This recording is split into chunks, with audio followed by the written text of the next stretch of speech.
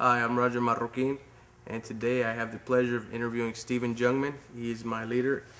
He is the Vice President of Talent Scout, which is part of the Daniel Group, and he's also a founding member and the President of the NSHP, which is the National Society for Hispanic Professionals. Is that correct? Yes, sir. Mr. Stephen Youngman, I want to thank you personally for coming out and joining me and getting to know one another. Thank you for having me. Sure, absolutely. I want to start off asking, tell us a little bit about yourself. You're a Cuban background? Yes, I'm a true half-breed. I'm a mixed bag of Cuban. My mother's 100% Cuban, from Cienfuegos, Cuba. She moved to the United States as a student, and while she was here attending college, she met my father. Also, while she was here attending college in St. Louis at Fontbonne University, Castro came and wrested power from Batista. And as a result, when communism took over, my mom had no choice but to go back to Cuba because Castro annexed all the money. So, coincidentally, my mother's first cousin was the one who flew Batista out of Cuba into hiding. As a result, when my mom was in Cuba, she was no longer allowed to return to the United States. So her and my father were already engaged. She came back on a student visa to finish her last semester at college. They got engaged. They got married. She went back to Cuba because, again, her student visa ran out, and when she was 7 months pregnant with me, she was given asylum in Miami. As a result of that asylum running out, she had to enter the United States back through Canada. Well, then I was born in the United States to a German father and a Cuban mother. And then when I was growing up in St. Louis, Missouri, I was able to kind of learn firsthand how kids are mean, how society is judgmental, and how if I was going to achieve anything, I was going to have to work double hard, because people were always, if I did something well, oh, it's because your dad's German. If I did something bad, oh, it's that lazy Hispanic in you. Absolutely. And growing up in that environment, who were your mentors? Who were your leaders? Who did you look up to? Well, surprisingly enough, my dad was my strongest supporter, because he always said, you don't let anyone insult your Hispanic roots. Absolutely. If you pick up dirt for a living, son, do it well. I mean, my dad told me, son, this may be 1970, but learn Spanish, because trust me, one day you're going to be glad that you speak two languages. So don't reject it when your mother speaks to you in Spanish. Learn it, embrace it. Right. So then when I was 10 years old, we moved to Panama. So I was fully immersed in the culture. And then all of a sudden I could be myself. I could talk Spanish without people whispering. I could be who I was, I could blend in, and it didn't matter what color I was. I was American. That's all that mattered. Didn't matter what my roots were. So I spent my formative years in Central America, in the Panama Canal Zone, and I was just able to really just get my arms around where I'd come from, and to be around people who were bilingual, people who, again, didn't matter if you were black, brown, yellow, red, you were American, but you were proud of where you came from. And growing up, how long were you in Panama growing up? 5 years. 5 years, so until you 15 yes. or so. Okay, in your teens. And over there, did you have anybody there that influenced you positive? Did your father move with you? Yes, okay. The full family moved over there to Panama. I met so many people there who inspired me. I met so many people who encouraged me to follow my dreams, whether it was multilinguistic skills, whether it was being good at math, being good on the computer, or feeling free to ham it up every now and then and to poke fun at myself. Let me ask you, what was the reason for moving to Panama? Just curiosity, why would you go just for 5 years? Well, my dad worked for the Department of Defense. Okay. And back in those days, there was something called the Inter-American Geodetic Survey that they were based in Central America, but they did maps, they did topographic images, and they essentially kept the security for the canal by doing I mean, we had a lot of enemies, the United States. Right. And the Panama Canal had to be protected because it was the 50-mile gateway between the seas. So my dad was there as a logistics and cartographic specialist. So vital to the nation's security, really. And when you came back, were you here in Houston? No, we moved to Columbus, Ohio for 9 months while my dad finished his master's degree, and then we moved to Fort Sam Houston, San Antonio, Texas, which I was home. And your education, you were in college here in Houston? No, I went to the University of Texas. Graduated from UT in '89. Okay. UT San Antonio. San Antonio. And what was your major? Where did you pursue your degree in? Was it marketing? Marketing and management with minors in computer science and economics. Which brings us forward to today, in your current title. You work for the Daniel Group and you're Vice President of Talent Scout Division that's recruiting? Yes, we're a recruiting and talent agency, not talent like singers, dancers, but talent. If a client needs an accountant, if a client needs an engineer, if the client needs someone to add value to their organization. And the Daniel Group has been around since '84. They're a full-service search agency. The Daniel Group is also the sponsor of the National Society of Hispanic Professionals, which you're the president of. Yes. And a founding member. So you got that start. Can you tell us a little bit about that? Sure.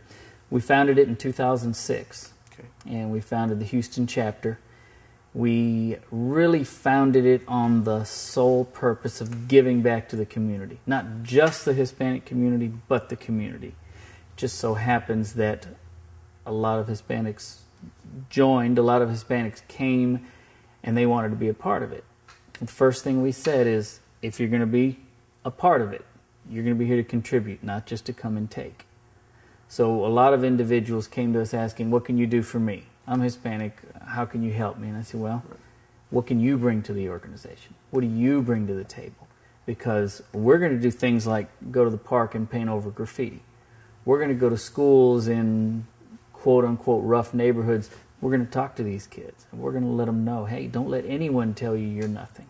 Don't let anyone tell you all you'll ever do is paint walls or scrub toilets, because they tried to tell me that, and I laughed at them. I said, don't tell me what I can do. Let me show you what I can do. Right. So if you're going to join the Houston chapter, you're coming on board to add something to it.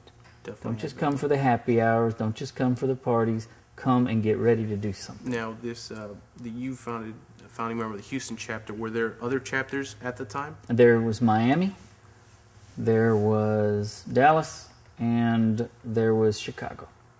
But what was the sole purpose for you founding it? What prompted you to say, let me create this in Houston? Let me bring this. What was it? Well, I started doing so many different things within the community here, whether it was going to the schools and talking to the vocational classes, whether it was going out to ITT and delivering the keynote speech. And I was approached by them.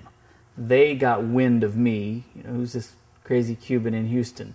The national chapter, the chapter in Miami, the organization itself, got wind of me through LATPRO. LATPRO is a predominantly diversity recruiting site, latpro.com. And I was approached by Ricardo, who's over the entire NSHP, to, Steve, you're doing a lot of good things in the community down there. Why don't we found a chapter there? So they came down, they evaluated me. We had a breakout session where I introduced the original founding 6 members, and now we've expanded to 58. I believe you're 59. Yeah, I just recently joined. Absolutely, I think doing wonderful things for the community. I definitely want to be a part and contribute. One of the reasons I'm trying to get more to know you and what it is about, why did you found it, for your personal reasoning. So you guys have 58 members, and you're more of a, not so much networking, but more community involvement. Combination of both. Again, if somebody comes on board and they have an idea, they say, the park across the street from my house is full of garbage and maleantes. So let's go one Saturday morning and let's clean it up. Most Home Depots and Lowe's will gladly give you paint. They'll gladly donate 25 gallons of paint and brushes to go and do something like that. And then you'd be surprised. You get out there and you start doing things like that, the locals will come and join you. Right. Right. And hey, do you have an extra brush? Hey, do you have a roller? Hey, listen, can I bring you guys some lemonade? My wife just made some tacos. I mean, and then they ask who you are. Then you tell them. And they may say, you know, my son, he hangs with the wrong crowd. Why don't you talk to him? And then I go, hey, how you doing? I'm Steve. Introduce myself, and they'll look at me and say, you, Mr. Suit and Tie, you and I have nothing in common. I said, oh, we have a lot more in common than you may think. When I was working for Whataburger for 2 years behind the grill, I'd look at guys in suits, and I would ask, what do you do, and do you need help? And now I'm the one who people ask, do you need help? And I say, yeah, we got a spare brush over there. Yeah, come on, we're going to talk to some kids. Tell them your story. Matter of fact, we were recently approached, and this hasn't even been published yet, but we were recently approached by San Antonio to found a chapter down there. So I'm in the process of working with some leaders down there, and we're going to found the San Antonio chapter, which we anticipate is going to be the largest one. Wow. If you do good things, people come to you. Right. You growing up, and it was kind of rough, all that, you focus all that energy to your upbringing, where you are now, and you expel it back out and make sure you help those who are kind of in the same situation. Right. I think it's a wonderful thing. Now, let me tell you, right now, currently, who do you see as a leader? Who will mentor? Does anyone mentor you now? I mean, obviously, we always have leaders. Who do you look up to? The founding member, the founder of the Daniel Group, Bill Daniel, took my dad's place when my dad passed away. He was right there. I mean, he and my dad were acquaintances. When my dad died, he essentially let me into the family. His son, Jared, is about my age, and every day I learn something new from him. And just the support and the sponsorship that he's shown for the NSHP has really just further enforced my need to reach out to other people. So I've learned a lot about recruiting, about staffing, about networking from them. I've been really inspired by Newt Gingrich. Newt Gingrich was raised by a single mother. He conquered a lot of obstacles. I'm not a huge Obama supporter, but I admire him and I support him as our president because of what he came from and what he managed to do. Absolutely. Back in the day, Ronald Reagan made me feel really good to be an American. I've met some local leaders here. Michael Berry, he was a city councilman. Now he has a radio show on 740 KTRH. He's as close as the phone to me if I have a question about a legal matter, about a real estate matter. He's a major, someone who's taught me all about giving back. Anyone who says, what can I do? I've got a laundry list for you. What can you do? I mean, who am I? I mean, I'm the son of a Cuban who almost didn't make it over here, and a father who grew up as third-generation American. So, Stephen, would you share myself and my class your definition of a leader? I feel like a leader is someone who gets individuals to emulate her or him and to want to follow them, not because they do it or they're fired, or they do it or they'll get in trouble, but if I see someone doing something that I think makes a difference or that I think is admirable, I'll follow them. If I'm following them, they're leading me, that makes them a leader to me. My definition of a leader is someone who gets admiration through doing things right when no one's looking.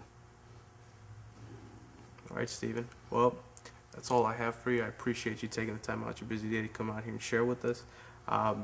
You know, I learned a lot about you, and I'm really glad I got to meet you and learn this much about you. And I'll be inviting you over to some of our events over at NHPO so you can come see what we're about. I'd love it. I'd love it. Absolutely. And spread the joy, do the right thing all the time. Absolutely. All right. Thank you, Steve. Thank you, Roger.